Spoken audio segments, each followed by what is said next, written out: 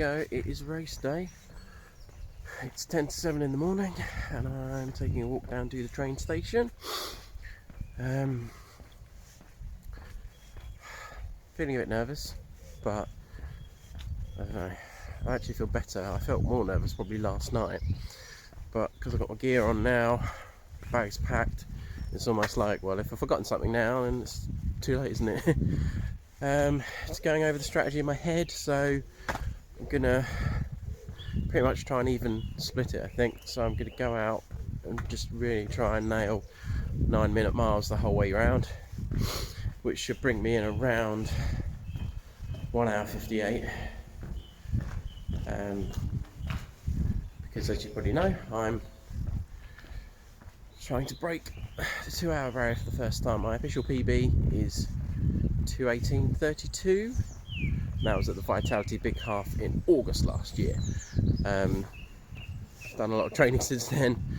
I didn't even taper for that race, bear in mind as well, because I was in the middle of marathon training. This time I've tapered for 2 weeks, as you know. Legs feeling pretty fresh, I'm feeling energised, a bit tired. I slept okay last night actually, not too bad. So there's not really much else left to do now except run it. I'll see you later.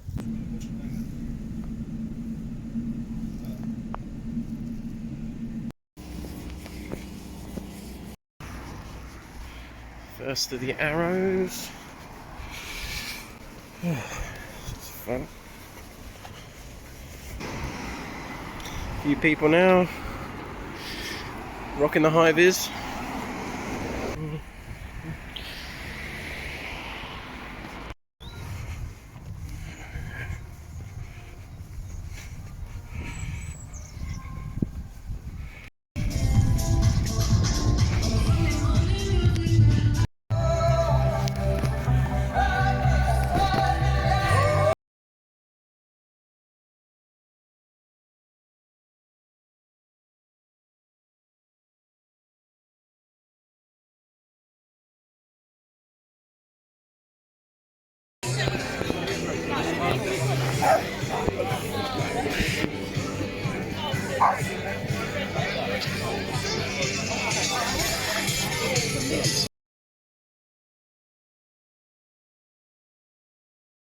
Okay, so we're done.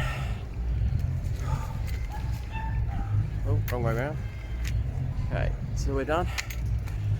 Did I do it sub 2? Well, okay, so my unofficial Garmin time is 1:58:45.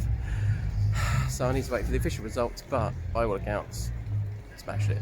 Well under sub 2. Really chuffed.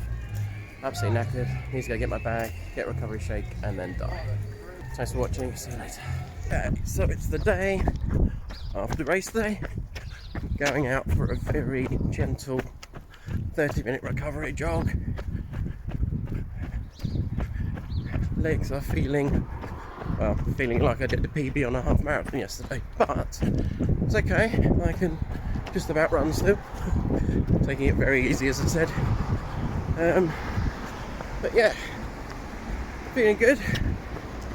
Looking over my splits and everything yesterday. First mark was pretty quick, but the rest of them were within 10 seconds of each other, pretty much. So that was really good, but when I get back, we'll do a proper breakdown. But I just thought I'd do a little bit of video while I'm running, but best go now anyway, because getting to a busy road and you won't be able to hear me. So see you when I get back. Right, so we're back from the run.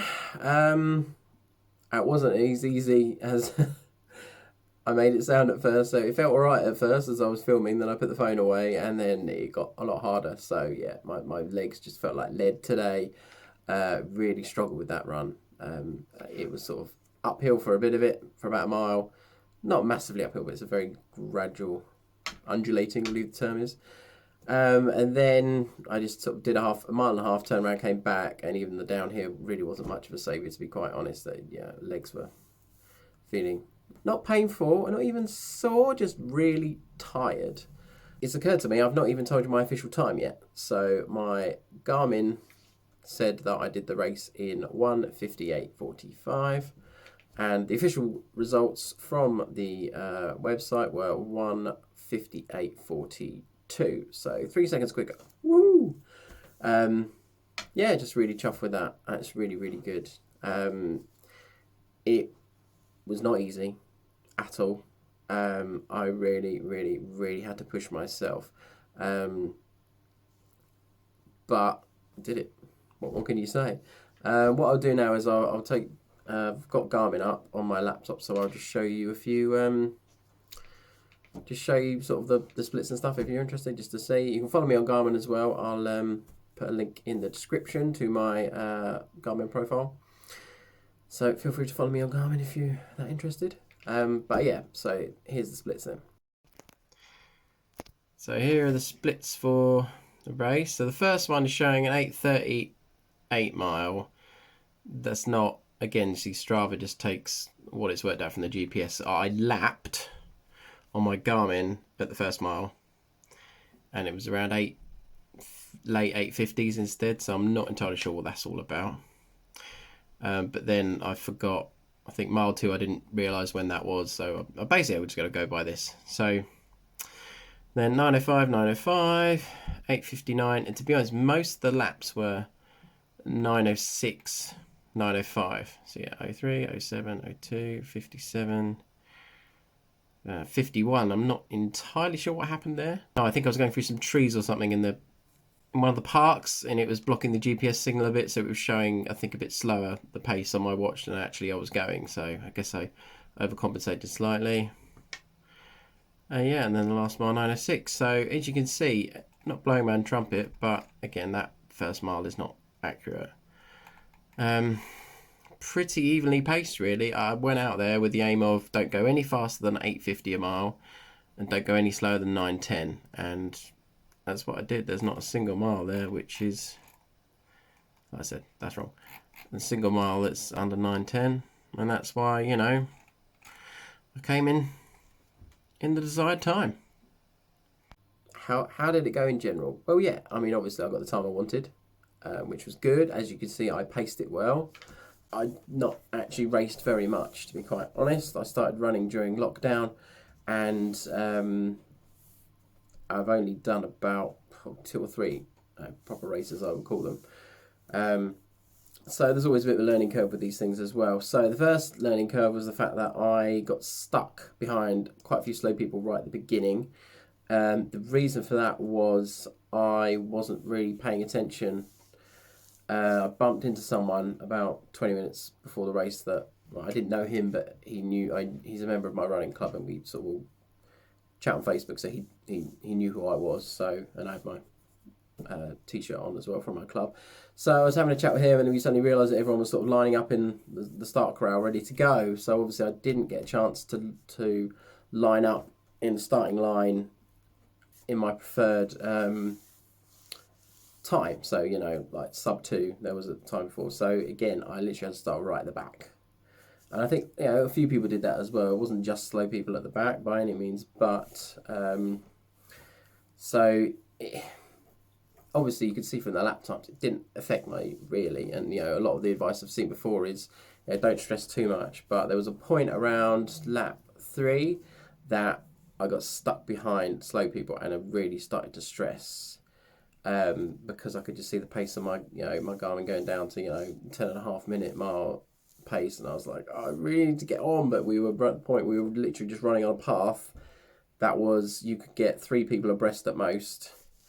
Couldn't go on the road because at that point the road wasn't closed, and it's a fast road as well, so there's no way you wanted to just quickly nip on the road and get past. So I just had to suck it up, really. I just had to slow down a bit, wait to overtake people, and then sort of pick it up a bit later. But yeah, as you can see, it didn't really affect me massively, but I do need to make sure next time I'm lining up in the start place earlier, and, you know, just lining up where I want to start, maybe even a bit ahead, just to, you know, give myself the best chance and not stress for that. I think the biggest issue for me though was water. So I get to the water station, and I get it. I know we've got the whole sustainable thing, you know, reducing single-use plastic and all that, but they gave you, honestly, they were like shot glasses almost. So tiny little shot glasses, paper cups with water in. And I kid you not, there was no more than 150 mils of water in there. I grabbed two of them, and obviously the problems were, drinking from a cup as opposed to a bottle. So I literally had to stop for only about 10 seconds or so and just sort of sip the water and then carry on. That wasn't the problem. The problem was there just wasn't enough water. Even if I had a flask and I took the lid off, I would literally have to be there like going. I would have to have loaded 4 or 5 cups into this to fill a 500ml bottle. So it's a bit duff, really. There was, bless her, around mile 8.5, 9. There was this young girl, when she was standing outside her house cheering people on. She held up bottles of water with the sports caps on. So I was like, oh, can I have one? She was like, yeah. I was like, thank you. So that little girl was my saviour, because I was really starting to struggle at that point. Young lady, you are my hero, okay? So you are fantastic. And the fact that you gave me that water just completely sorted me out. That was really, really good. So thank you very much. Crowd in general were really good. It's not a massively crowded race right at the end. About the last sort of 500 metres or so, there was a lot of people there cheering you on. I had my name on my t-shirt, so people were going, come on Colin, you can do it, so that was good. The course itself was pretty good. There was at one point in the first half, there was quite a long sort of creeping death, slowly upclimbing road part, and that was quite soul destroying. I had to really push myself to keep that momentum up, to keep my pace up. Otherwise, I was going to lag behind. So that was a bit of a stress. Because then we didn't go back down that way again. I almost kind of lost because you didn't really get the downhill afterwards. Weird. But yeah, other than that, no, it was good. The marshals were all good. The signposting was really good. I said I missed one of the mile markers because I just wasn't paying attention, I think, and I was surrounded by a lot of people at that point. And the other thing as well was the finish line wasn't great. So I got there, I got my medal, and then there wasn't anything else. So there was no bag, I didn't get any bananas or chocolates or anything like that. I saw a couple of people walking around with them, but I don't know where they got them from. So that wasn't very clear, which wasn't ideal. T-shirts, no T-shirt. I guess I just forgot that. It didn't say there wasn't a T-shirt, but it didn't say there was one either. So you thought, oh, you can buy one. I looked, 25 quid for a T-shirt. Are you having a laugh? I'm sure the entry to the race itself was about £45. So I was like, yes, that's a bit steep. You're looking £70 all in with your race T-shirt. Yeah, no thanks. Overall then, my opinion of Chelmsford Half Marathon is, it's a good race. I enjoyed it. The course was good. Atmosphere was good.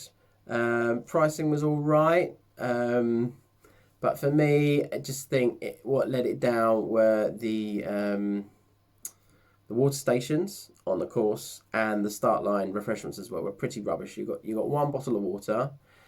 And my biggest problem with that bottle of water is that it didn't, the lid couldn't come off.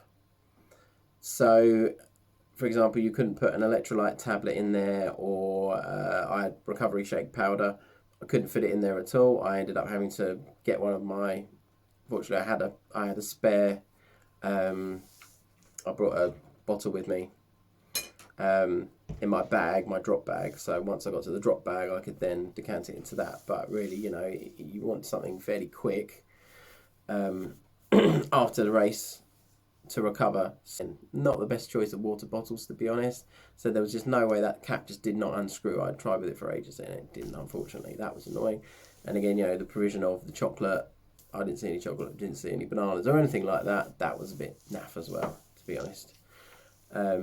And also, 25 quid for a T-shirt on top of the race entry fee. You're having a laugh, mate. Sorry.